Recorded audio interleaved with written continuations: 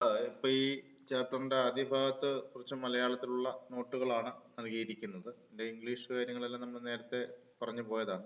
ഇതിൽ പുതുതായിട്ട് ചേർക്കപ്പെട്ടിരിക്കുന്ന ഒരു ഭാഗമാണ്, അല്ലെങ്കിൽ വരുന്ന ഇനിയും പഠിക്കാനുള്ള ഭാഗമാണ് ആർക്കിടെക്ചർ ഓഫ് കമ്പ്യൂട്ടർ അഥവാ കമ്പ്യൂട്ടറിന്റെ ഭാഗങ്ങൾ, ഫങ്ഷണൽ യൂണിറ്റ്സ് ഓഫ് കമ്പ്യൂട്ടർ. 1945 പകുതിയോടുകൂടി 1945 ഡോക്ടർ ജോൺ വോൺ ന്യൂമാൻ എന്ന് പറയുന്ന സയന്റിസ്റ്റ് ഇന്ന് നമ്മൾ കാണുന്ന ഈ കമ്പ്യൂട്ടറിന്റെ ഒരു തിയററ്റിക്കൽ കൺസെപ്റ്റ്, കമ്പ്യൂട്ടർ എന്ന് പറയുന്നത് ഇങ്ങനെ ആയിരിക്കണം എന്നുള്ള ഒരു പ്രൊജക്റ്റ്, ഒരു തിസീസ് സമർപ്പിക്കുകയും അതിനെ സംബന്ധിക്കുന്ന റിസർച്ചുകൾക്ക് അനുബന്ധമായി 1950-51 കാലഘട്ടത്തില് ആദ്യത്തെ കമ്പ്യൂട്ടർ ഡെവലപ്പ് ചെയ്യപ്പെടുകയും ചെയ്തു എന്നാണ് നമ്മൾ പഠിക്കുന്നത്. ആ കമ്പ്യൂട്ടറിൽ ആർക്കിടെക്ചർ അനുസരിച്ച് doctor John von Neumann architecture, അതിനെ ചുരുക്കപ്പേരില് ന്യൂമാൻസ് ആർക്കിടെക്ചർ എന്നും പറയും. Neumann's architecture. ആ ന്യൂമാൻ ആർക്കിടെക്ചർ അനുസരിച്ച് നമ്മുടെ കമ്പ്യൂട്ടറിന് പ്രധാനമായും 4 ഭാഗങ്ങളാണ് ഉള്ളത്. അതിലെ ആദ്യത്തെ ഭാഗം ഇൻപുട്ട് യൂണിറ്റ് എന്നാണ് അറിയപ്പെടുന്നത്. നമ്മൾ നേരത്തെ പഠിച്ച ഡേറ്റ, അത് ഏത് തരത്തിലുള്ള ഡേറ്റയായാലും, അതേപോലെ തന്നെ ചില നിർദ്ദേശങ്ങൾ, കമ്പ്യൂട്ടറിലേക്ക് പ്രവർത്തിക്കാനായിട്ട് ആവശ്യമുള്ള നിർദ്ദേശങ്ങൾ, ഇവയൊക്കെ വിവിധ തരത്തിലുള്ള ഇൻപുട്ട് ഡിവൈസുകളുടെ അല്ലെങ്കിൽ ഇൻപുട്ട് ചെയ്യാൻ പറ്റുന്ന ഉപകരണങ്ങളുടെ സഹായത്തോടെ കമ്പ്യൂട്ടറിലേക്ക് പ്രവർത്തനത്തിന് വേണ്ടി നൽകുക എന്നുള്ള ചുമതലയാണ് ഈ ഇൻപുട്ട് യൂണിറ്റ് ചെയ്യുന്നത്. എക്സാമ്പിൾ ആയിട്ട് നമുക്ക് നേരിട്ട് അറിയാവുന്ന ചില ഇൻപുട്ട് യൂണിറ്റുകളാണ് നമ്മുടെ keyboard, mouse, scanner, marker, optical mark reader, character reader, അങ്ങനെ വിവിധ തരത്തിലുള്ള, ഈവൻ ക്യാമറ, ഈ മൈക്രോഫോൺ, ഇതെല്ലാം തന്നെ ഓരോ രീതിയിലുള്ള ഇൻപുട്ട് ഉപകരണങ്ങളാണ്. രണ്ടാമത് വരുന്നതാണ് പ്രധാനപ്പെട്ട കമ്പ്യൂട്ടറിന്റെ തലച്ചോർ അഥവാ ബ്രെയിൻ എന്നറിയപ്പെടുന്ന നമ്മുടെ സെൻട്രൽ പ്രോസസ്സിംഗ് യൂണിറ്റ് അഥവാ CPU എന്ന് വിളിക്കുന്ന ഭാഗം.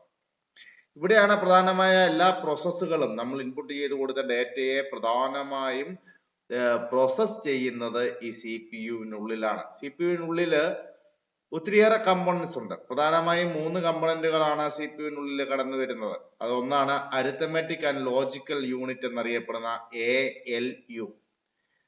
നമ്മുടെ ലോജിക്കലും അരിത്തമെറ്റിക്കലുമായിട്ടുള്ള കാര്യങ്ങൾ, ഓപ്പറേഷൻസ് അഥവാ അത്തരം മാനിപ്പുലേഷൻസ് ഒക്കെ ചെയ്യുക എന്നുള്ളതാണ് അതിന്റെ പ്രധാനപ്പെട്ട ധർമ്മം. രണ്ടാമത് CU എന്നറിയപ്പെടുന്ന കൺട്രോൾ യൂണിറ്റ്. അതാണ് കമ്പ്യൂട്ടറിന്റെ പ്രവർത്തനങ്ങളെ നിയന്ത്രിക്കുന്ന സെക്ഷൻ. ആ CU-ൽ നിന്ന് ജനറേറ്റ് ചെയ്യപ്പെടുന്ന വിവിധ തരത്തിലുള്ള സിഗ്നലുകളെ ആശ്രയിച്ചാണ് കമ്പ്യൂട്ടർ പ്രവർത്തിക്കുന്നത്. അതുകൊണ്ടാണ് തലച്ചോറിലെ നമ്മുടെ നാഡീവ്യൂഹത്തിന്, ന്യൂറോൺസിന് സമാനമായിട്ടാണ് അതിനെ കാണുന്നത്. മൂന്നാമത്തെ ഭാഗമാണ് രജിസ്റ്റേഴ്സ്. രജിസ്റ്റേഴ്സ് എന്ന് പറഞ്ഞു കഴിഞ്ഞാല് സംഭരണ കേന്ദ്രമാണ് അഥവാ മെമ്മറിയാണ്. കമ്പ്യൂട്ടർ പ്രോസസ്സിനുള്ളില് പ്രോസസ് ചെയ്യപ്പെടുന്ന ചില ഡേറ്റയെ താൽക്കാലികമായി സ്റ്റോർ ചെയ്ത് വെക്കേണ്ടുന്ന ആവശ്യത്തിന് വേണ്ടി ഉപയോഗിക്കുന്ന ചെറിയ അളവിലുള്ള മെമ്മറിയെയാണ് നമ്മൾ രജിസ്റ്റർ എന്ന് പറയുക. ആദ്യകാലങ്ങളില് 4 ബിറ്റ് രജിസ്റ്റർ ആയിരുന്നു, പിന്നീട് അത് 8 ആയി, പിന്നീട് അത് 16 ആയി, 32 ആയി, ഇപ്പോൾ നമ്മൾ 64 ആയി. 64 ബിറ്റ് എന്നൊക്കെ നമ്മൾ പറഞ്ഞ് കമ്പ്യൂട്ടറിന്റെ സൈസ് പറയുന്നത് ആ രജിസ്റ്ററിന്റെ വലിപ്പം അനുസരിച്ച്. വിവിധ തരത്തിലുള്ള രജിസ്റ്റേഴ്സ് ഉണ്ട്, അതിനെ പറ്റിയൊക്കെ നമ്മൾ പിന്നീട് നോക്കുന്നതാണ്. അപ്പൊ ഇങ്ങനെ ഔട്ട്പുട്ട്, ഇങ്ങനെ ജനറേറ്റ് പ്രോസസ് ചെയ്യപ്പെട്ട ആ ഡേറ്റ, CPU-വിനുള്ളിൽ കയറി പ്രോസസ് ചെയ്യപ്പെട്ട ആ ഡേറ്റ സ്വാഭാവികമായിട്ടും അതിന് ഇപ്പൊ ഒരു ഫൈനൽ റിസൾട്ട് ആയി കഴിഞ്ഞു. അങ്ങനെ എടുക്കപ്പെടുന്ന ഫൈനൽ റിസൾട്ടിനെ നമുക്ക് നമ്മുടെ ഉപഭോക്താക്കളിലേക്ക് അഥവാ വിവിധ തരത്തിലുള്ള യൂസേഴ്സിലേക്ക് എത്തിക്കേണ്ടതായിട്ടുണ്ട്. അപ്പൊ അത്തരത്തില് ഡേറ്റയും അതിന്റെ അല്ലെങ്കിൽ പ്രോസസ് ചെയ്ത് കിട്ടുന്ന ആ ഔട്ട്പുട്ടിനെ അഥവാ ഇൻഫർമേഷനെ നമുക്ക് ഉപഭോക്താവിലേക്ക് അഥവാ യൂസറിലേക്ക്, ഉപയോഗിക്കുന്ന വ്യക്തികളിലേക്ക് വിവിധ തരത്തിലുള്ള ഉപകരണങ്ങളുടെ സഹായത്തോടെ എത്തിക്കേണ്ടതായിട്ടുണ്ട്. അതിനുവേണ്ടിയാണ് നമ്മൾ എന്ത് ഉപയോഗിക്കുന്നത്? ഔട്ട്പുട്ട് യൂണിറ്റ് ഉപയോഗിക്കുന്നത്. നമ്മൾ ഉപയോഗിക്കുന്ന പ്രിന്റർ, നമ്മൾ ഈ ടൈപ്പ് ചെയ്യുമ്പോഴൊക്കെ കാണുന്ന മോണിറ്റർ, അങ്ങനെയുള്ള സാധനങ്ങളൊക്കെ ഇതിന്റെ എക്സാമ്പിളുകളാണ്. ഇത് മാത്രം പോരല്ലോ, നമ്മൾ സ്റ്റോർ ചെയ്ത് കഷ്ടപ്പെട്ട് കമ്പ്യൂട്ടറിൽ ടൈപ്പ് ചെയ്ത് പ്രോസസ് ചെയ്തെടുക്കുന്ന ഡീറ്റെയിൽസ് നമുക്ക് പിന്നീട് ഒത്തിരിയേറെ കാലത്തേക്ക് സൂക്ഷിച്ചു വെക്കേണ്ടതുണ്ട്. അങ്ങനെ ഡേറ്റയും നിർദ്ദേശങ്ങളും ഒക്കെ സൂക്ഷിച്ച് സംഭരിച്ച് വെക്കുന്നതിനായി നമ്മൾ ഉപയോഗിക്കുന്ന ഏരിയയാണ് മെമ്മറി യൂണിറ്റ് അഥവാ സ്റ്റോറേജ് ഏരിയ അഥവാ സ്റ്റോറേജ് യൂണിറ്റ് എന്നൊക്കെ പറയുന്നത്. അപ്പൊ മെമ്മറിയെ പ്രധാനമായിട്ടും നമ്മൾ രണ്ടായിട്ട് ക്ലാസിഫൈ ചെയ്യുന്നു. പ്രൈമറി മെമ്മറി എന്നും സെക്കൻഡറി മെമ്മറി എന്നും വിളിക്കുന്നു. പ്രൈമറി മെമ്മറിയെ വിളിക്കുന്ന മറ്റൊരു പേരാണ് മെയിൻ മെമ്മറി, അല്ലെങ്കിൽ സിമ്പിൾ ആയിട്ട് മെമ്മറി എന്ന് പറഞ്ഞാൽ പ്രൈമറി മെമ്മറിയാണ്. ഈ പ്രൈമറി മെമ്മറി തന്നെ നമുക്ക് രണ്ട് തരത്തിലുള്ളത്. ഒന്ന് റാം അഥവാ റാൻഡം ആക്സസ് മെമ്മറിയും മറ്റൊന്ന് റോം അഥവാ റീഡ് ഒൺലി മെമ്മറി. ഇതില് സെക്കൻഡറി മെമ്മറി വരുമ്പം വളരെയേറെ വലിയ മെമ്മറിയാണ്, സൈസ് ഒത്തിരിയേറെ കൂടിയ മെമ്മറിയാണ് secondary memory.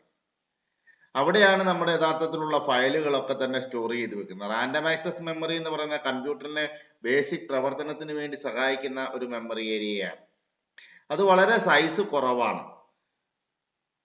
Random access memory volatile in nature എന്നാ പറയുന്നത്. എന്ന് പറഞ്ഞാൽ കറണ്ട് പോയാൽ അല്ലെങ്കിൽ പവർ നഷ്ടമായ അപ്പൊ തന്നെ അതിന്റെ ഡേറ്റ നഷ്ടമാവും. വോളട്ടൈൽ ഇൻ നേച്ചർ ആണ്. അതേസമയം സെക്കൻഡറി മെമ്മറി ആയിട്ടുള്ള നമ്മുടെ hard disk, CD, DVD, memory card, USB drive, floppy drive അങ്ങനെയുള്ളവയൊക്കെ നോൺ വോളട്ടൈൽ ആണ്. എന്ന് പറഞ്ഞാൽ അത് കറണ്ട് പോയാലും എല്ലാം ആ ഡേറ്റ നമുക്ക് സ്റ്റോർ ചെയ്ത് വെക്കാനും മറ്റൊരിടത്തേക്ക് ട്രാൻസ്ഫർ ചെയ്ത് കൊണ്ടുപോകുവാനും കഴിയുന്നവയാണ്. അതുകൊണ്ട് അവയെ ട്രാൻസ്ഫറബിൾ മെമ്മറി എന്നും നമുക്ക് വിളിക്കാവുന്നതാണ്.